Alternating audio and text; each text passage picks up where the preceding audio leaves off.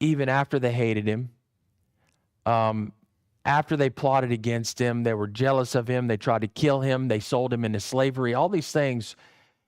And his brothers can be seen as an enemy to him, if you really think about it. I mean, they did so many things wrong against him. And this is what he told him, what he told his brother. He goes, as for you, you meant it evil against me, but God meant it for good in order to bring about this present result, to preserve many people alive. God is working through evil. He is over and controlling what is happening through people's bad decisions. That's what you call sovereignty right there. I'm not saying God is the one perpetrating or producing sin or producing evil. He's using evil for his own good. That's what he's doing. That's exactly what Joseph is saying right here. I know that's a hard thing to understand, but that's God. Right? And when you think about all those evil things that were done against Joseph, wow, those were evil. They were wrong. But look how God used them for good. For good. So everything that we see around us, all the evil, God will use it, and he's not using it for what they think they're using it for. He's using it for his means, his purposes. And, you know, that's an awesome application to make. And by the way, this kind of application right here is only one that can be made from a spiritually growing and mature believer. Otherwise, you'll never see this. You will never see this. You'll look at the evil against you and you'll get angry, you'll get frustrated, you'll retaliate, you'll seek revenge. That's the other option, right, of not resting. Instead, what did he do? He said, you know what, I'm not worried about it. All those things that you did against me, you meant evil against me, but guess what? God meant it for good in order to bring about the result.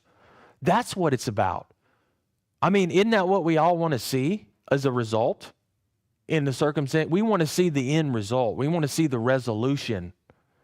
Well, this is what God is working out constantly. He's in charge of the results.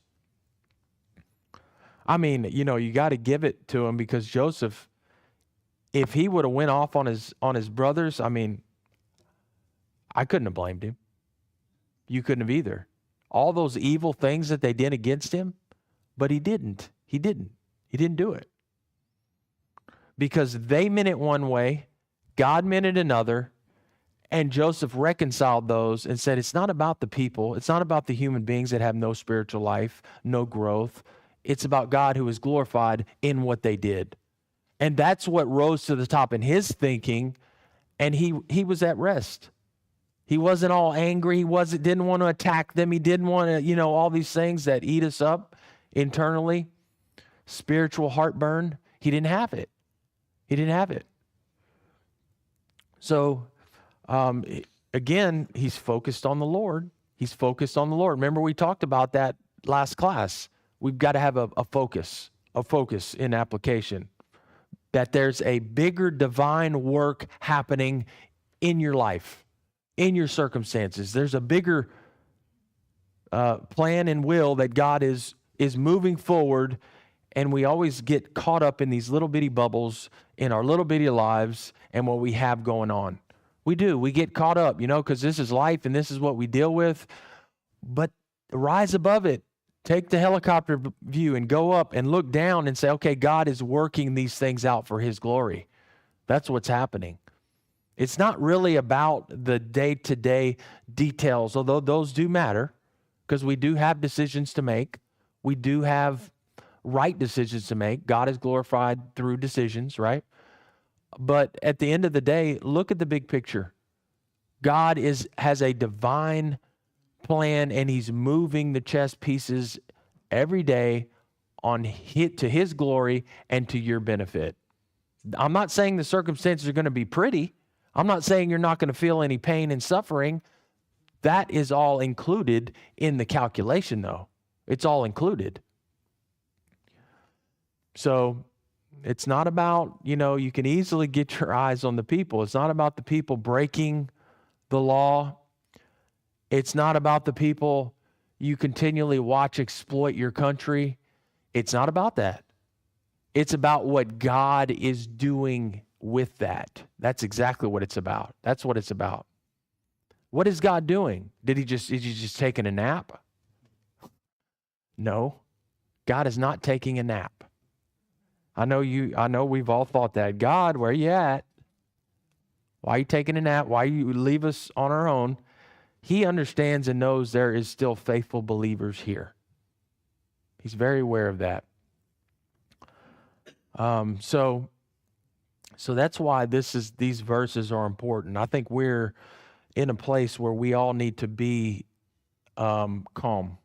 We all need to be calm. Everything's telling you to be just the opposite, but we've got to be calm to let and allow God to work. He's going to work. The question is, how are you going to handle that? How are you going to handle that? You can either get, balled up, or you can enjoy it.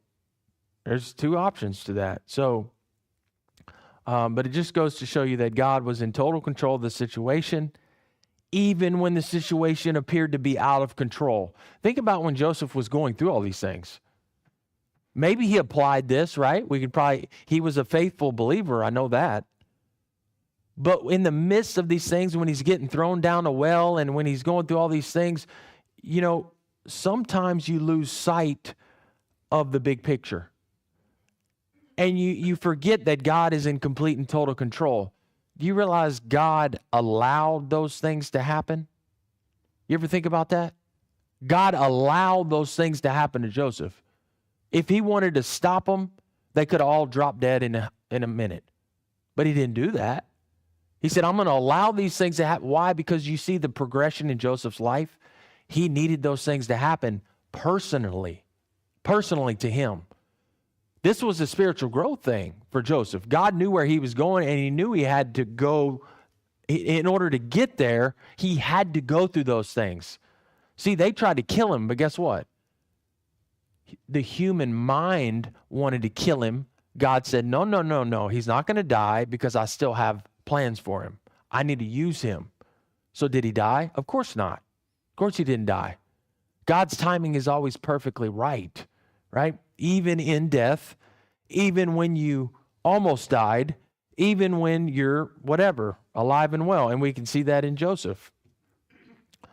So the sovereignty of God, again, this is a good application to make. God is in control. Even in the face of evil. We lose sight of that picture when we turn on the TV and now we're frustrated. Got more gray hairs coming out after I watch the news. Oh my goodness. What happened? Blood pressure's up. Doctors keep telling me, I'm watching the news. That's why my blood pressure's up. That's exactly why it's up. You keep watching the news, you're not applying this verse right here. When you watch the news, read this verse. They mean it for evil. God is using it to his good and glory. That's exactly what's happening. Let them do what they want to do. Let them think what they want to think. Let them think that they're going to achieve whatever they want to achieve. It's not going to happen. Not going to happen. It may temporarily. You may see, well, they got away with this, they got away with that. Let's go talk and talk about the divine plan that God is moving forward. They didn't get away with anything. I mean, God knows, right? The justice of God knows exactly what's happening. So keep this application close to your cuff at all times, because this is one of those ones that we need now, right now, in today and tomorrow and the next month and next year. Who knows how long this is going to go on, but we live in a sinful world, so it's probably going to just continue. I mean, there's no, nothing telling us otherwise, unless God wants to just take us home. That'd be okay too, right? Nobody's complaining about that. Y'all go ahead. I'm going to stay here. No, I doubt it. Some of you be cutting in line. Hey, wait a minute. You got to get back in line. So this leads to an obvious application, which is the fact that, and we're up against our break, which is the fact that people do not control your life. People do not control your life. God controls.